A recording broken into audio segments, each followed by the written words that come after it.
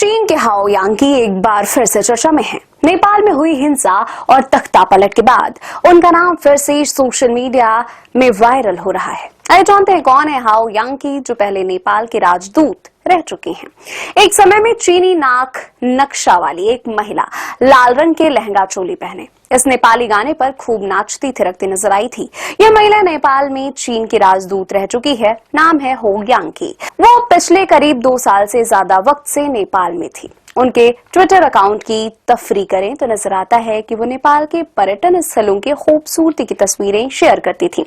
वहां पर्यटन को बढ़ावा देने के लिए ट्वीट करती थी। हो यांगी का नेपाल के राजनीति में भी दखल रहा है।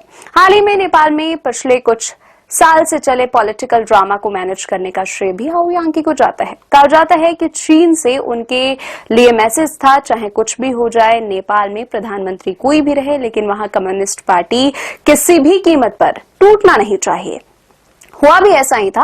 नेपाल के प्रधानमंत्री केपी ओली और उनकी पार्टी में उनके विरोधी कमल दहल प्रचंड के बीच चल रहा राजनीतिक संकट उस समय टल गया था जब सब हुआ था चीनी की नेपाल में उस राजदूत की वजह से, जिसका नाम है हाओ यांगी। और अभी कुछ वक्त से उनका चेहरा उभर कर दुनिया के सामने आया है। एक राजदूत की भूमिका के नाते यह सब थोड़ा अजीब लग सकता है, लेकिन सच यही है कि हाओ यांगी नेपाल की पॉलिटिक्स मैनेज कर रही थी। जाहिर है कि इन सारी चीजों के पीछे चीन का एक इंटरनेशनल मोटिव है और उस मोटिव का नाम है भारत। भारत और नेपाल के बीच कई बरसों से रोटी और बेटी के साथ ही सांस्कृतिक और सामाजिक रिश्ते भी रहे हैं, लेकिन पिछले दिनों नेपाल ने अचानक भारत के कुछ इलाकों में अपने नए नक्शे में शामिल कर यह सब कुछ एक झटके में खत्म कर दिया था। इन सब के पीछे हाओ यांगी का दिमाग बताया जा रहा था। जाहिर है भारत के खिलाफ यह सब कुछ चीन के इशारे पर हो रहा है और उसके लिए चीन ने हाओ यांगी को नेपाल में नियुक्त कर रखा था। बता दें कि यह साजिश भारत के खिलाफ प्रधानमंत्री ओली को तैयार करने में बेहद अहम भूमिका निभा चुकी है। इतना ही नहीं, हो यांगी की लोकप्रियता नेपाल में लगातार बढ़ रही थी और वहां उनकी काफी चर्चा होती थी। अब हाओ यांगी का नाम एक बार फिर चर्चा में है।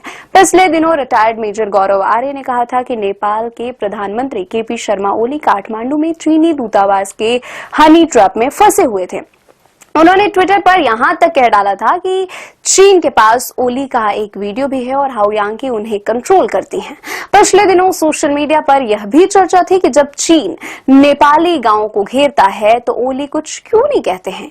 क्या यह कहा जा सकता है कि चीन के हाओ यांगी नेपाल में भारत की नियुक्त की गई एक साजिश थी जो धीमे धीमे अपना काम कर रही थी। जो भी हो, अब नेपाल में जो तख्ता पलट हुआ है, ऐसे में एक बार फिर से हाओ यांगी का नाम सामने आया है।